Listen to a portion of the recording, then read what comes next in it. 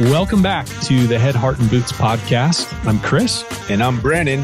Join us as we wrestle with what it takes to transform ourselves and the businesses we lead. Oh, what'd you think?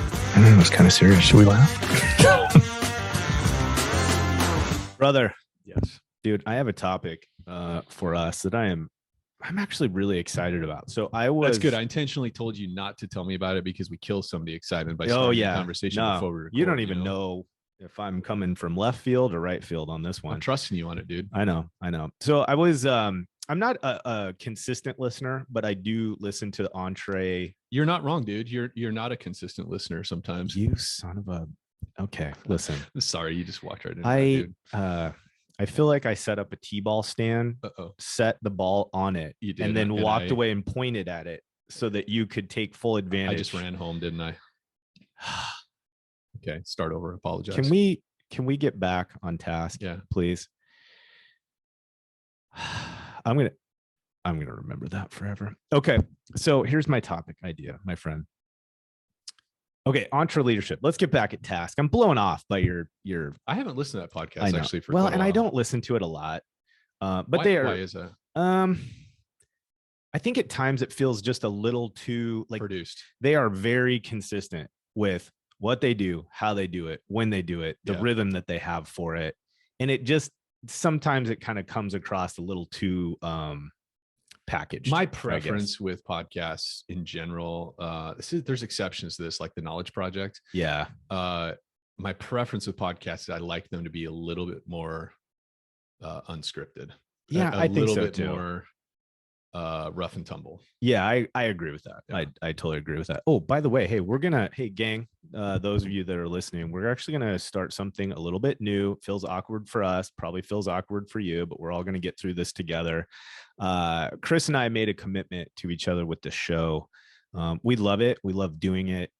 We really like the experience that we have in this more long form to hang out with you guys and talk about topics that are relevant to our businesses and not necessarily completely restricted to our industry or, the kind of nuts and bolts topics. Anyways, that being said, the easiest way for us to get more listeners, to have more opportunity to hang with you guys is if you see value in this show, if you're actually getting something from it, share it, friends, family, people in the industry, people at your shop.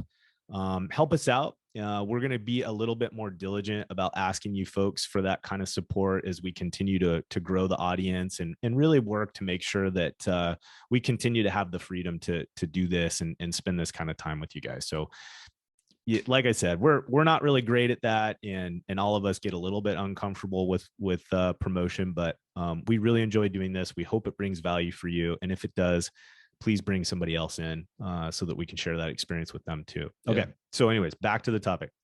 So I was listening to Entre Leadership, I think is how they pronounce it, and they had a gentleman on.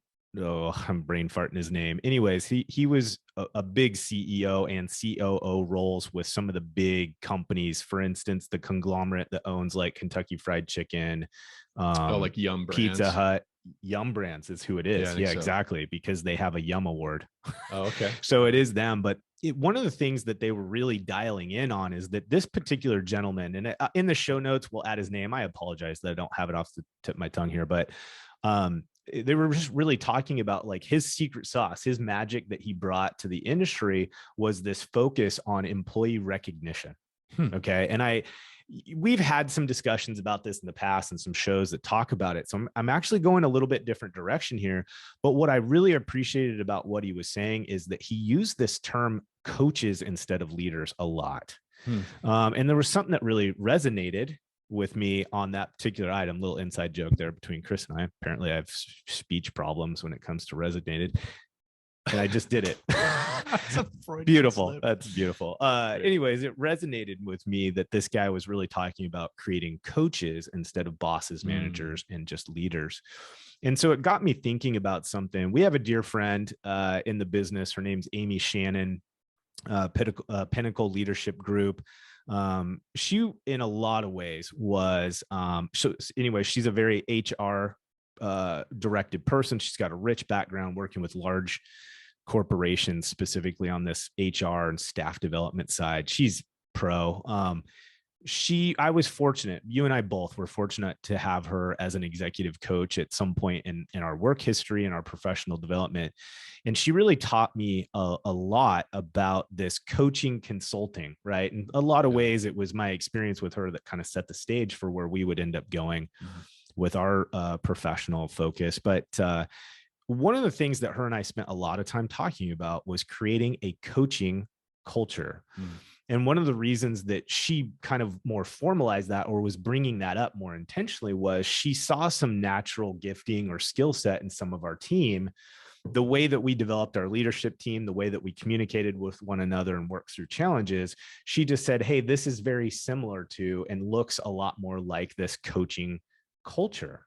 And, we did double down on that. We formalized a lot of that commitment, and we taught tools and resources to our team to be better at coaching their staff. And so anyways, I wanted to hang in that zone today. I want to talk about what it looks like to create a coaching culture within our companies and what the effects of that are potentially on our business, and specifically creating bench depth, right? The succession planning that we can do within our organization. And so that's kind of where I want to hang this morning, if you're cool with it. Yeah, totally, man. Where my mind immediately, I think inevitably we're going to have to we're going to go here and then we're going to go there, and we're going to kind of bounce around a little bit on this subject. But where this takes me is a theme, I guess, a phenomena that we've seen a lot, both in ourselves, but also with the clients that we worked with over the years.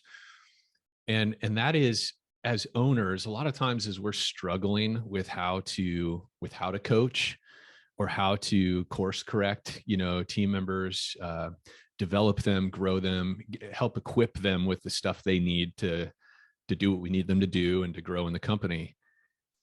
Oftentimes we struggle to take those thoughts and the narratives in our head and communicate that directly to our people. So what am I trying to say? We were having a conversation with one of our owner clients, and it's so funny because they can always tell when we talk about them on podcasts, but nobody else can, of course. But we were having a conversation about an employee that they were really struggling with, and it's a quality person. They're a good addition to the team, but man, there's just a handful of behaviors that they have just struggled to consistently deploy, and it's messing with the mojo of the team, right? Because there's parts of the process they're not following, blah, blah, blah. And so as we're talking through this, and the owner was sort of describing the story in their head, several times over the course of several sessions, you or I, or both of us were like, hey, we'll just say Bob, have you said it to them just the way you said it to us?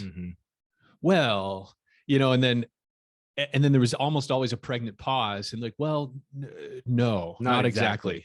Yeah. Right. And we said, why? It's, well, I don't want to offend them, or I don't want to push them out the door. I don't want them to think that their job's being threatened or something like that. I said, well, it didn't feel that way at all to us.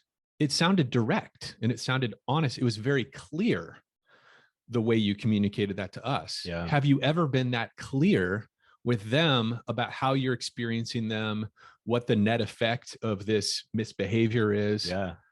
Or have we kind of danced around it? Yep. And so I think that's a really interesting point for us to make, is as owners, sometimes maybe part of it is that we're just high merchant, and we're so fiercely committed to diplomacy and not risking the relationship, that we're afraid to be totally clear and honest, which is some of our issue, mine, mine generally. Or I think the other reason why sometimes we do that as owners, and we tiptoe around issues and behaviors, is we have desperation brain. Oh yeah. And we're like, and many of us are in that. Right now. I would say yes. And often it's both. It's like, we don't want to burn a bridge. We don't want to make somebody mad at us. And we don't know how we're going to replace that role in a short-term period. But what's interesting as an outsider looking in these conversations, right, is most often when we're talking with owners in the same kind of context, they don't sound offensive. It's not, they don't sound threatening. it's just very clear. Like they're communicating really clearly how they see the problem, what they believe needs to happen.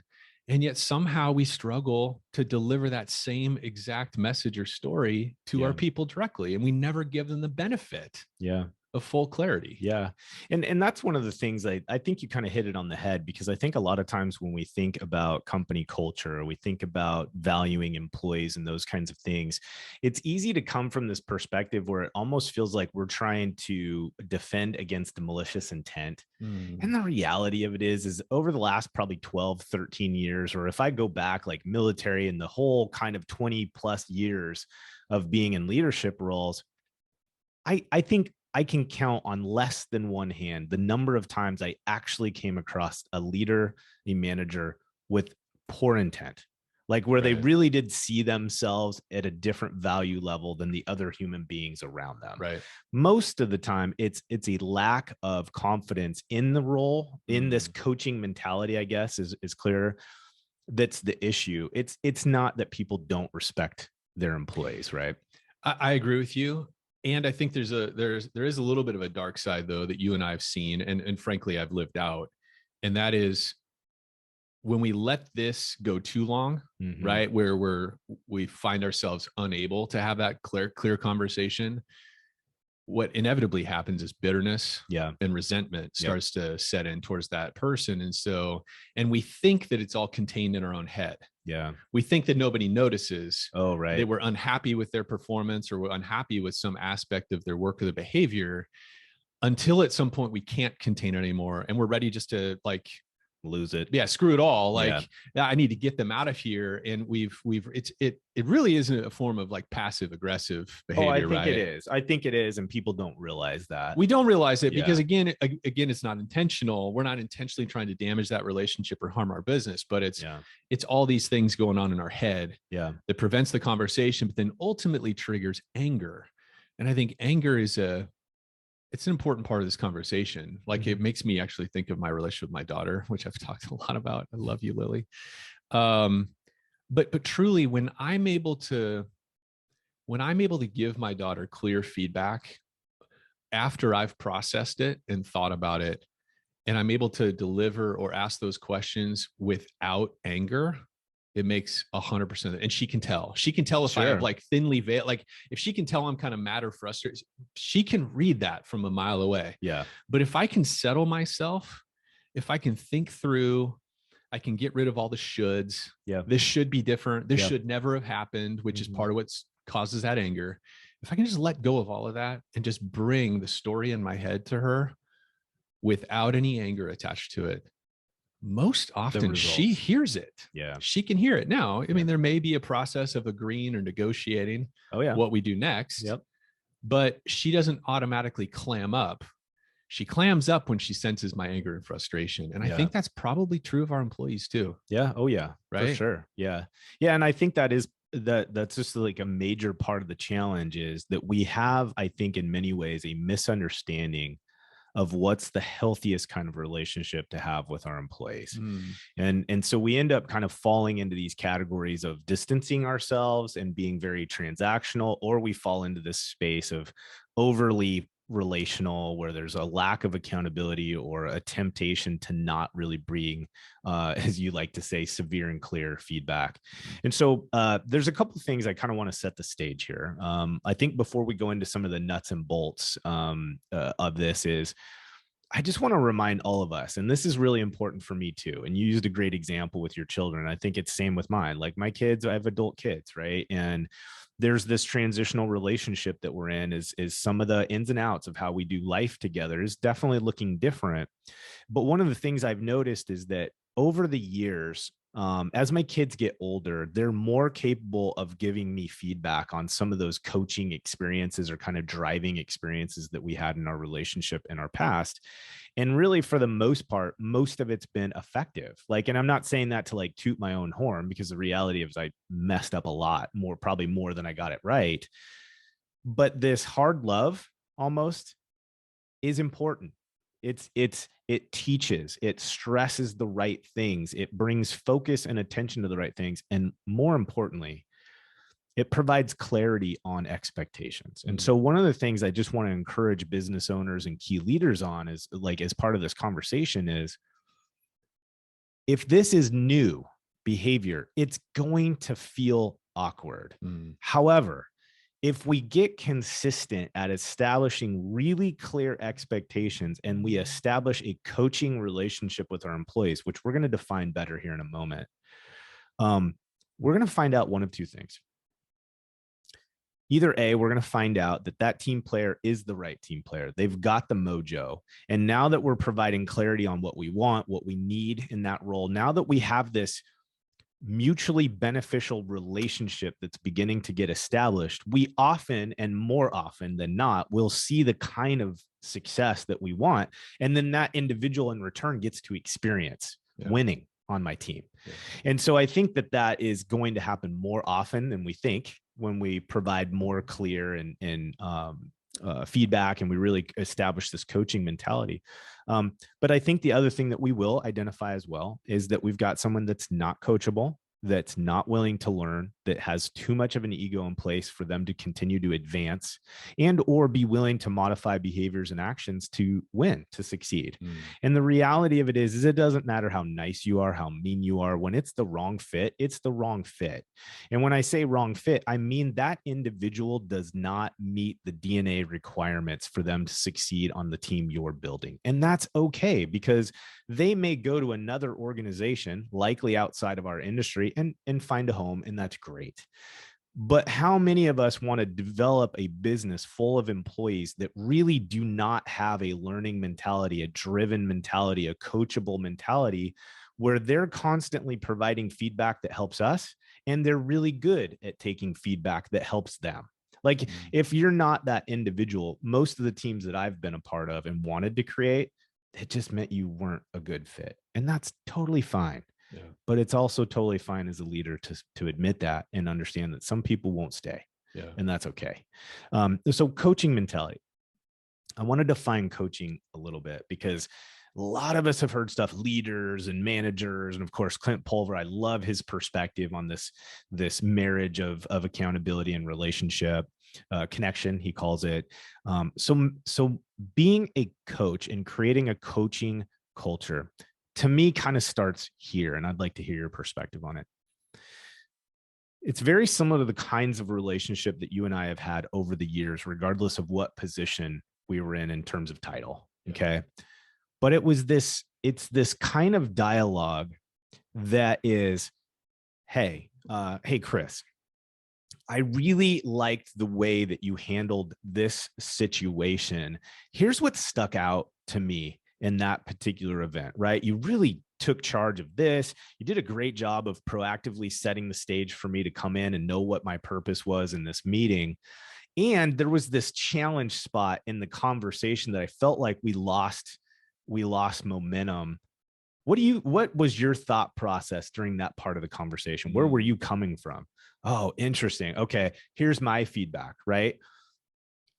It's this idea that we have a dialogue where we're not skirting any part of the conversation because it's uncomfortable. We're just talking about it almost in a tactical way, meaning this happened. These things were great. We talk about this in after action reviews, but then there was this section. I want your input first. Talk to me. What were you thinking about? What did you see? And then I'm going to provide some guidance or some coaching from my perspective. It could be because of my time and grade, my experience. I've got a little additional insight.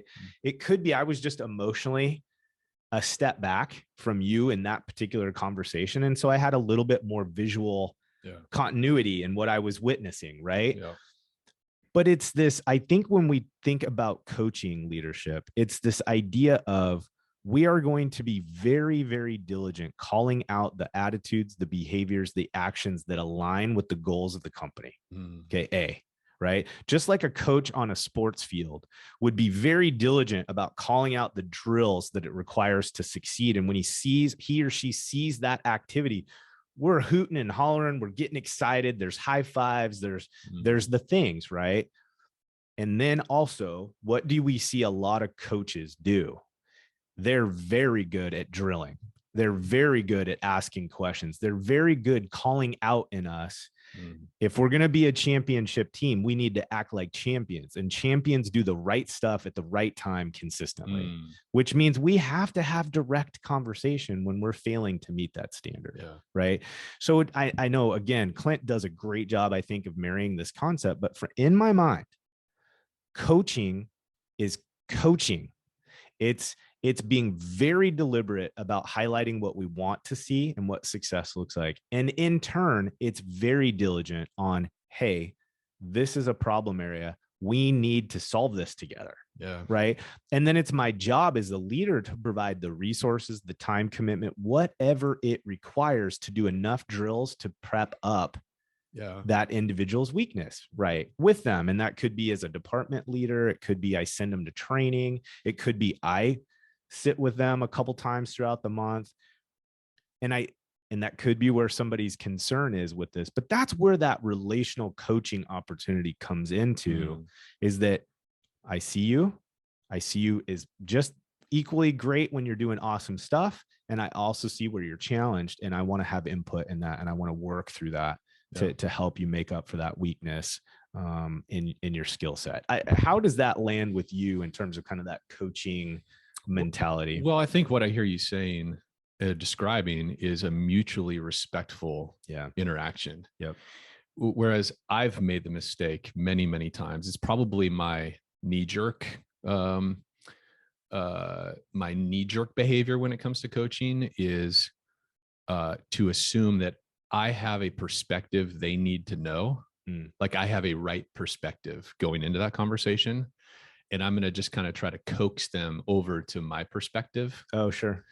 And I don't know if anybody else gets kind of stuck in that, where it's like when I go into a coaching conversation, giving somebody feedback on maybe some negative behavior I saw or whatever, I'm going into it with the intent of showing them or helping them see the negative behavior I saw, versus the way I heard you approach it. And I think it's better is to go back to that situation, unpack the story in your head, and invite them to bring their own clarity. What was that situation like for you? Yeah. Because I think inevitably there's a lot of times, I experience this with my wife and my kids and other relationships, and certainly in the workplace, is there are other things going on that I'm unaware of. Yep. Affecting a person's judgment, affecting a person's sense of urgency, affecting a person's mood, right? All the things. Yeah. And I think when, as a coach, you really ask these open-ended questions without targeting a specific answer. Yeah. It helps us figure out new things about how that person processed that situation. How are they thinking about it? Yeah. Because they may have been thinking just right, and they just their skill hasn't caught up with their judgment. Right. It's like they were thinking about the situation clearly. It was just kind of a skill thing. They didn't know the best way to say it to that person, or whatever. Yeah. Or they procrastinated, and that's what created the problem. Totally. You know what I mean? And if you're wanting to adequately teach and train somebody, i.e., you want to help them get better in this area of weakness, if we make assumptions about why somebody did a certain thing, we may not be hitting the mark. So when I go to do my teaching, my training, my coaching, I may be teaching to the wrong thing. The other thing that happens in a case like you've described is I think people shut down. Yeah. So if right out of the gate, I start talking and I clearly show I didn't have an understanding of it from their perspective, they've stopped listening to me before I've even gotten into any, relative points. Yeah. Because they already know what you're about to tell me, and they assume what you're about to tell me is not on target because you didn't even understand the situation in the first place. And they go into defensive mode and protection mode. They're catastrophizing. What's going to happen from this? Am I going to get a write-up? Is it like, what's happening here? Yeah. They can't hear. They can't process. I think that happens a lot. Yeah. And I know I've led into those conversations, and I've seen the consequence of it for sure. It kind of reminds me of something, and we'll bounce around a little bit here, but I think eventually the ship will land right. But, this kind of reminds me, a lot of teams, when they're reviewing their P&Ls, whether you're a service company of any kind, whether you're in our specific industry, it can be easy for us to look at our business and want to be on the most skeleton crew possible, the most efficient team size to maximize the amount of revenue that we can produce and still save that EBITDA, right? Which is great. That's good business 101. That's fantastic. But I think the struggle that we have when we literally every person's last minute is used up in order for us to produce the current workload, we have no way to build in bandwidth to be coaching and teaching and proactively engaging our personnel. And we've made them an object. Well, and yeah. to a degree, they know it. And that's why I see it on Facebook. I even see it on LinkedIn all the time, is that I think there is a general narrative in American business amongst employees. And I think millennials are driving some of this conversation. Sure. That we as business owners exploit our people. Yeah. We try to wring as much out of them. And there is truth to that. It's like, we're trying to maximize, we're trying to make people as efficient as possible, get the right butts in the right seats. There's all this narrative around it. But I think if there isn't love built into that equation, people feel like they're simply a cog in the machine. Yeah. Like it ends up feeling that way. It doesn't mean we have to like completely reorient ourselves and say, well, it doesn't matter how productive each of my employees is. Right. It doesn't matter if I have people in the right seats. Well, of course that's not true. But I think part of building this coaching environment is that it's adding that love and that employee focus back into that equation. Like, so I'm having Theophon McKenzie, who's a past executive coach and now a friend. He loves this topic of coaching. And he would say, coaching has to be about the person that's receiving the coaching, or it's not actually coaching. Oh, I love that. So there's management. So we can get clever with management about how we do after action reviews and how we're saying, things to our employees. But coaching is truly about being oriented on what is best for this person in front of me. Yeah. And I'm either absolutely committed to that, which could ultimately mean this person doesn't belong in our company, and I'm going to watch talent walk out the door because either they don't enjoy this work, they don't feel good about it, or there's something about our values or our standards or something that just don't mesh with them. And we have to let them spread their wings and fly somewhere else. Right. That's the ultimate nature of coaching, is helping others get what they want. Yeah. And helping people grow in the areas that they want to grow. And so in some ways, there's like this component where, like you say, it isn't so much that they're the wrong fit. It's just that they don't want what we want. Yeah. Yeah. And we're looking for that magic of, let's coach people so that if they want what we want, they can go as far as, like, we're going to help them go as far as they possibly can. Yep. But if they want something different, I think true coaching means is that we help them get that as well. Yep.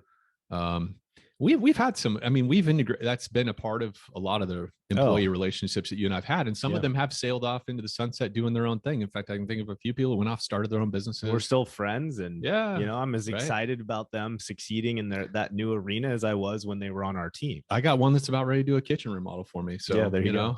That's right. And if you're listening, you know who you are. Yeah. No, I dig it. I totally agree with where you've gone there. So let's think about this a little bit though. So there's a couple, like from a tactical perspective, I think there's some things for us to consider. So first off, I think we need to be clear when we're establishing our organizational chart, our roles and responsibilities. I think we need to be very clear right out of the gate in terms of setting expectation about what we're anticipating the leadership and our team to be responsible for. And, again, we've talked about this a lot.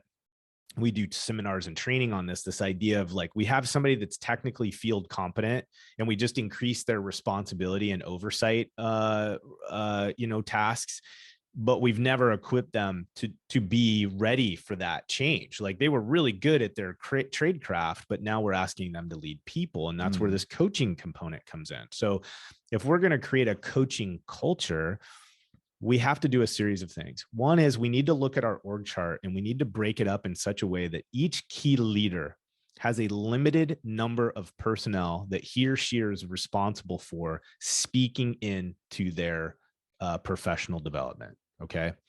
And what that means is it's pretty common for someone to be in this like 1 to 10 ratio. Okay.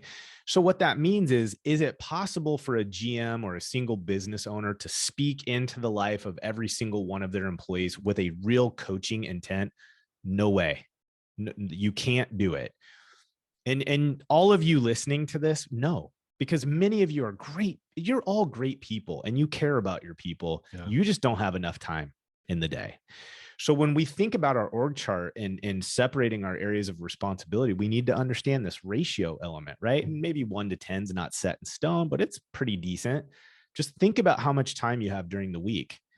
How many people can you legitimately understand and speak into their life? And so what we encourage people to do, for instance, is to establish either a team lead, again, based on competency and natural wiring, or a full-on department manager, depending on size and scope of your organization. But what this allows us to do is that an owner now can speak to 2 or 3 key people in their organization, teach them how to coach, teach them how to, by mirroring this relationship of, we call the good when we see it, and we also call the bad in a respectful, intentional, and clear way. Yeah. I want you to do the same thing with your people. Now my department head has got 6, 7, 8, 10 team members, and they are coaching into that individual, right? And then what you see happen as this org chart develops is you even get influencers down the ranks. And so we might have technician staff that ranges in technical competency and time and grade. And if our downline leaders are really adopting and living out this coaching mentality, you're going to see tech threes and commercial techs and senior technicians doing the same thing. And then again, following our own rule book, when we see it, right? If me as a MIT manager see one of my senior level technicians talking to one of his peers or her peers and talking about, hey man, this kicked butt on the Smith job, hey, this other gig, right? This other component, that was rough. Here's some thoughts. Yeah. Right. Here's what I learned. What was your take on that situation? Yeah, right. Exactly. And if we see that happening, that's the coaching culture that we're talking about, because we then divide our responsibility and we limit the number of people that we're putting the expectation on us to speak into in a consistent and proactive way. And then what we just see is this very supportive organization that begins to develop over time, because we're hitting on a series of responsibilities or behaviors that really are magical. We're getting better at identifying when our people are winning because we're intentional about it, because it's part of this coaching culture formula. In order for me to provide feedback on your performance, I need to be watching. I need to be paying attention to you, right? And how you're doing what you're doing. So we get that. We get this marriage of we're complimenting and calling out the kinds of positive behaviors that we want. And we're being direct and we're being proactive on challenging the areas where we need some tweaks in that performance level. Yeah. It's also just synonymous with a high performance culture, right? Like I think there's a struggle to build a culture when the owner or the GM or even the department leaders are the key source of discipline and accountability. It's too much. It's too difficult, especially as you grow. When they're the only one that's perpetuating that, right? I mean, clearly like that responsibility for sort of building and maintaining that culture falls to the key leaders. But man, when you can push that commitment down into your frontline teams and everybody starts to adopt this way of working with one another, right? Yeah. It's incredibly powerful when it doesn't have to be the boss that's providing that feedback, but there's this mutual respect that's developed. I mean, it's just, and to be honest, right?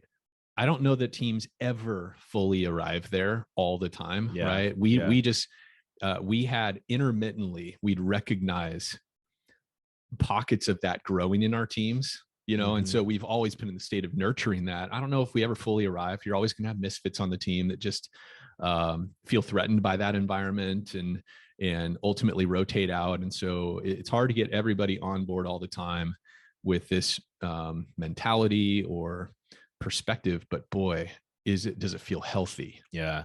when you start to move in that way. Well, and when your employees are the ones referring your next employees, and they've grown to love and find success in these coaching environments where we have this clear marriage of accountability and support, then it means the likelihood of your organization, the percentage of players on the team, growing and growing and growing to where far more of them fall into that category versus not. It's pretty powerful. And I like to just kind of recap this as consistently as possible is we're not asking to build a team where everyone is the same. That's exactly what we're not talking about. Right. We're not looking for sameness. What we're looking for is an equal commitment to where the mission of the company is taking us, the vision, the why, what kind of work environment do we want to create? And there's all sorts of diversity in backgrounds, experience, communication styles, natural wirings that feed that culture. So again, we're not trying to be the same. We're trying to have an equal focus. All the team members have an equal focus on the mission at hand and where we're going as an organization. Okay, so this coaching culture, here's some things like some specific strategies I think that we want to consistently think of if we're going to start developing this. And for those of you listening, you're probably a department manager. You could be a business owner, you could be a GM, whatever the case may be. There's a strong chance that you might be the first one to plant this flag in your organization, and that's okay. And we can always lead up that organizational chart and do everything you can to professionally lead up that chain of command, as Jocko would say. And it's okay for you to just do it well in your own team. Yeah. Right. Start there. Create health in your own space. Create health in your own space. It will get noticed. And that in turn will have some profound influence. Okay. So here's some things to consider. And these are things, Amy, Shannon, thank you so much for the time that you spent with us over the years. A lot of these things do come from you. We talked about this briefly, this delegation 101, proactive delegation. That is a tool or a model that you use inside creating a coaching culture. And so what does that look like? So for instance, from now on, making a commitment that if I'm going to create a coaching culture within my organization, I am going to delegate in a very specific way when I assign tasking. And here's what that looks like. We start by clearly defining why this individual is great for this role. Okay. Task, project, title, whatever the case may be. You're saying to this individual, hey, I see these skill sets, strengths, natural gifting in you. And that's why I'm coming to you with this task, with this responsibility. Here's the mission. Okay. Lay it out. Here's what success in that mission will look like for us. So many new leads generated by XYZ timeframe, so much revenue dollars created, timelines in our job life. So whatever the data is, be very clear when we're delegating that this is what success looks like. And then that two-part conversation of what do you see, right? Now that we've kind of talked about this mission, I've laid out some of the wins. What are you seeing? Can we add something to that? Some tweaks, some modification? Great. We're all on the same page. Here's when these deliverables are due. Here's the role I will have in supporting you in this project. Yeah. Okay. We could do a whole, again, this is a podcast. We these are hours and hours of content and training potentially, but just that as a tool, guys, learning how to delegate in a really effective and proactive way is part of creating this coaching culture. Okay. Yeah. We're telling people what we need. We're inviting them in because of the skill set that we see in them. And then we're helping them create a very clear picture of winning. Major important tool. Okay. Another important tool is being very utilitarian. For some of us, this is natural instinct. For many of us, it's not. And so we have to be fairly utilitarian in the way that we're going to create a system to help us succeed in this. That means use your calendar. Okay. So if that means that you need to up your game on employee recognition, put something on your calendar, 15-minute block, Monday, Wednesday, and Friday. And it is okay if it's robotic as heck when it first starts, that Monday morning, I've got a 15-minute marker. I'm going to go to the shop for 15 minutes and try to find something I can point out. Awesome for you. That's great. That is an awesome first start. So where I guess what that piece is Do what is necessary to give you the opportunity to follow through on this. If it's a natural gifting for you, great. This is going to be easy. If it is not, that's okay. It's still valuable. It's still mission critical. Schedule it in. Use your calendar. Okay. Yeah. Schedule it in. Another tool or resource that I think creates a really healthy coaching culture or contributes to it is what we talk to our folks about is two things: after action review rhythms and a coaching summary. Okay. And the reason we really promote coaching summaries is that it allows us to create date stamped records of these coaching opportunities that we have with our personnel without it being so disciplinary in perspective. Yeah. Because like we've said, to create a coaching environment, we need to be calling out the good and the challenges. And so these summary opportunity just gives us the ability to do that in a formal way that's trackable and there's a record of it. And it doesn't feel like disciplinary action whatsoever. Right. So example again, we just trying to burn through some of these tools is what the conversation was about, yeah, what you committed to doing, what I committed to doing, right? Yeah. So that's one where we need to move the needle somewhere. Okay. It's a coaching summary, time, date stamped. It's positive. It's mutually beneficial. We may just see a kudos go out. Same thing. Hey, I saw you doing XYZ today. Hands down, right? That's money. It's right in line with what we're shooting for. Thanks. Again, same thing. Tight, time, date stamp. Because what we see in a lot of cases and why this coaching culture is so important is that so much of our staff feels unappreciated for what they're doing. But man, if they can go back to their email inbox and see that multiple times throughout the quarter, their direct line leader is calling out in them the things that they do well, and then they took 30 seconds to type it up and send it to them, powerful. Now, we call it a summary for a reason. This coaching relationship is happening live, right? Could be the cab of the truck on the way to a job, could be at the job site, could be in the training room when we're with our admin team, whatever the case may be. Take advantage of it in the moment, be aware, but then we just follow it up.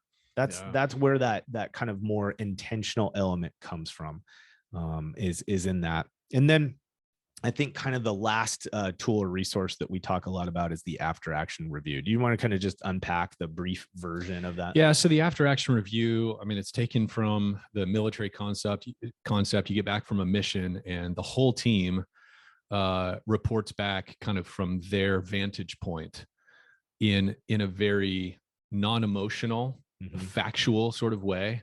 Here are the factual events that unfolded from my point of view, and everybody shares that. And then the group looks at the actions of the whole team and says, okay, what was great? What was not so great? What would we change next time? What would we, right? So it's we're depersonalizing, we're objectifying the experience, the interaction, the project that we're doing an after action review on. We're making it this little object in the center of the circle. Yep. And everybody's looking at it from their angle and saying, okay, this was my take. This is, my job was this. Here's how I think I executed on that. But in a factual way. And it takes a while to set it up to where everybody's sort of coming to it from that angle, because all of us have this self-protective thing we do, right? Yeah. So it takes practice, but it's non-emotional, it's fact-based, it's we language. Yep. Rather than you. Yes. I did my part, but you screwed up, right? That has no place in the AAR. That's right. Yeah, that's spot on. It's a team sport, and this is just a continuation of that accountability in a team collective environment like that. So there's a book called Crucial Conversations or Critical Conversations. A previous coach I hired, like 10 years ago, Tara Robinson. She was great. I think it was Tara. She talked about this concept from that book called 3 Points of Conversation. And it's particularly good when the stakes are high or when there's difficult things to communicate. And the basic concept of it is similar. Like there's a lot of crossover with the AAR, but it's when you're one-on-one with somebody, that can be a very intimidating thing, especially if there's a power differential, right? You're the owner of the business and they're somebody on payroll. Yep. There is a power differential there. Yeah. You may not feel it as an owner because it's all you know. Yeah. And we've talked to even GMs. They don't realize the power they carry walking into the room. Right. Right. Yeah. Okay. So when we have a one-on-one coaching conversation, this 3 points of contact thing is the idea of write the bullet points out of the thing that needs to be discussed, put it on a piece of paper, sit down on the same side of the table with your colleague, downline person, whatever. And then as you start talking through the issues that are on the paper, look at the paper. And then, of course, we're not saying this has to be some sterile thing. I'm not suggesting like you don't ever make eye contact. It's not like that. But what you're doing is you're putting the problem or the challenge or the difficult conversation on this other piece of paper that both of you are looking at, rather than you looking at the other person and describing the problem that they are or they're creating. Instead, we objectify or we depersonalize the issue at hand so that both of us can kind of come into that conversation neutral. One person doesn't feel threatened. So it's a mechanical thing that we can do, but man, every time I've tried it, it's gone well, right? It's gone better, I should say. Those difficult conversations are often still difficult. That's right. We still have to ask those tough questions. That's right. But it's not a personal attack, and it doesn't feel like it. Yeah, totally agree with that. I think that's an excellent point. So, okay. So I think some folks listening to this are like, oh, that sounds pretty easy. Not most of us would be intimidated by this. So here's something that I think that we need to start with. This is foundational in order for us to begin adding these tools, these resources, these layers to ultimately create this coaching culture. And that is, we need to have measurables. Mm-hmm. There needs to be data points in every single role that we are monitoring and measuring from a non-emotional perspective. Now, for our analysts out there that are listening, it's like, damn right. Right. And for the rest of us that lead more from a gut perspective, we're like, oh, great. More crap I got to pay attention to. KPIs. More KPIs. Yeah. So, but it is mission critical. And I can tell you, I would never use names, but I've been in very uncomfortable situations with people I really liked and I really respected, but professionally, their performance did not meet the standard by a long shot. And I was always blown away by the gap between my perception of their performance and the perception of their own performance. And the only way that I've found over the years to close that gap, you'll never remove it because we're humans and we see the world through very distinct eyes. But you can get really damn close to getting on the same page the more intentional you are with what is it that we monitor, what is it that we measure, and how does that affect a win or a lose for that particular individual's performance. Yeah. So, let's just grab a category. I'm a recon manager. I have 4 project managers. There's a couple things that I'm going to do tactically to ensure that we get this mutual language that we can all speak from. And so I might put out a monthly recap of my project manager's performance, and it's going to have a series of things on there. And we're also very public. Okay. That's the thing about team sports, right? When you talk to a professional ball club, their stats are public. Not only does the team know the stats, but the world knows the stats. And so if we're going to create this coaching environment, this coaching culture, we have to be transparent with measuring of our performance. Okay. And so that benchmark, that monthly report that all my PMs see is going to hammer on or really be focused on those key KPIs that put us on the same side of the table. Total revenue that individual is able to produce, right? Gross profit margin that they create on their projects, things like average job lifecycle times, right? Or maybe something about collections and job closing activity, right? Examples, you guys have battle rhythms, you have KPIs in your organization, but here's my point. If in a very public fashion, it's standard operating procedure, we all see what we're producing, what kind of margins we're producing at, how long it's taking us to do it, and how consistently we attack our AR aging. It's a black and white conversation. Yeah. Or let me rephrase that. It's closer, right, to a black and white conversation. So if I'm going to have a coaching conversation with you in terms of performance, if there's a way for me to spend most of it around the things that affect those specific KPIs, my version of the story shouldn't be too much farther off from your version of the story in terms of how am I doing, Yeah. Right. And then I think there's a myriad of other things that are critical there in terms of it helps us triangulate where the problems are so that we can support our staff's growth and development. So again, I think if we're going to create this environment, we have to start by creating some kind of measurable competencies within our organization where for each key role, we're defining what wins look like and what are the data points that we're paying attention to and measuring.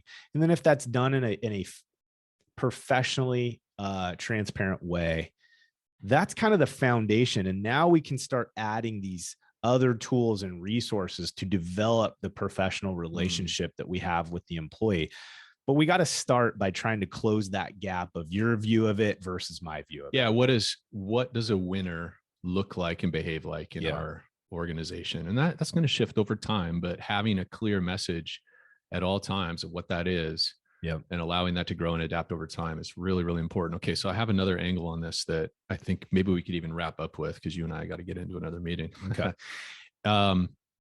I think one aspect of coaching, I experienced this with Theo Fawn and other great coaches that you and I both had the pleasure to work with, is finding out what they want and then being really diligent to coach toward that. Because once we can find out what do you want, where are you trying to go, what role do you ultimately want in this company, what aspects of the work do you love the most about your current job, and what would it look like to grow and have more time for those aspects? Where do you see yourself, like, ideally asking those kind of dream and destination questions? Where are you trying to get? And really listening and being curious. Beyond money being part of it, sometimes we're afraid to ask how much money they want to make, what their goals are, but just getting it all out on the table and then helping them chart a path, creating a vision of, well, in order for you to achieve that, and it's a multi-pronged conversation, right? Because sometimes we don't even know how to get them there right away. But it's like, well, I can tell you this, like, one of the things that would require is X. Does that seem like something you'd be willing to tackle? Learning that, figuring that out, becoming better at that, that kind of thing. But then I think once we get clear on what they want and we can ask them, do you want me to help you get there? Are you willing, if I see something and I have a suggestion for you, do you want me to say it? Do you want me to give you feedback on these different elements? If you want this, you're going to need this. Do I have your permission to follow up on this stuff? And really getting their buy-in. And then I think it reminds me of that quote by somebody, General McChrystal or somebody else. I don't know. Maybe it was Churchill. No, I think it was Henry Cloud. He said, leaders will always get what they create and what they allow. And so I think within that coaching conversation, right, if we can get clarity from our people, we can be that external, for lack of a better word, like conscience. We can remind them of what they want. Rather than making it a punitive managerial conversation, it's more of a mentor conversation or coach position of, hey, John, hey, come on in here, man. There's that hallway conversation. Hey, come on in the office, man. I want to check in. And we can bring up a situation. We can say, hey, listen, I saw this. I wanted to check in with you. Because when we talked last month and when we talked 2 weeks ago in your one-on-one, we revisited this. You're trying to get here. And we talked about what goes into that. Is that still important to you? And if it is, I have a little bit of feedback. Can we talk about, here's what I observed. What was that like for you in this situation?